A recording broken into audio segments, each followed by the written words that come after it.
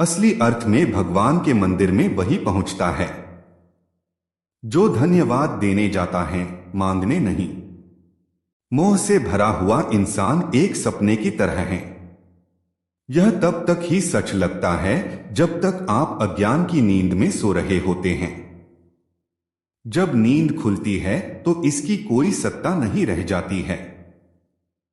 विशेष रूप से शुद्ध किया गया मन ही सबसे अच्छा और बड़ा तीर्थ है। इसके अलावा कहीं कोई तीर्थ करने की जरूरत नहीं। जिस तरह एक प्रज्वलित दीपक के चमकने के लिए दूसरे दीपक की जरूरत नहीं होती है, उसी तरह आत्मा जो खुद ज्ञान स्वरूप है उसे और किसी ज्ञान की आवश्यकता नहीं होती है।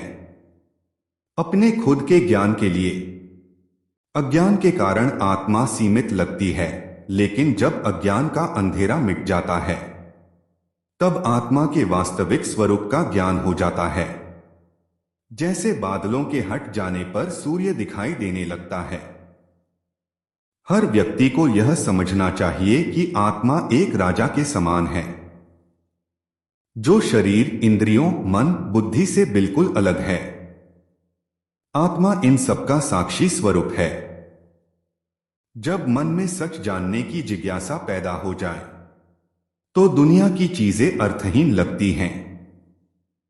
धर्म की किताबें पढ़ने का उस वक्त तक कोई मतलब नहीं जब तक आप सच का पता न लगा पाए। उसी तरह से अगर आप सच जानते हैं तो धर्म ग्रंथ पढ़ने की कोई जरूरत नहीं है। सत्य की राह पर चले। आनंद उन्हें मिलता है जो आनंद की तलाश नहीं कर रहे होते हैं। एक सच यह भी है कि लोग आपको उसी वक्त तक याद करते हैं जब तक सांसें चलती हैं। सांसों के रुकते ही सबसे करीबी रिश्तेदार, दोस्त, यहां तक कि पत्नी भी दूर चली जाती है। सत्य की कोई भाषा नहीं है। भाषा सिर्फ मनुष्य का निर्माण है, लेकिन सत्य मनुष्य का निर्माण नहीं, आविष्कार है। सत्य को बनाना या प्रमाणित नहीं करना पड़ता, सिर्फ उघाड़ना पड़ता है।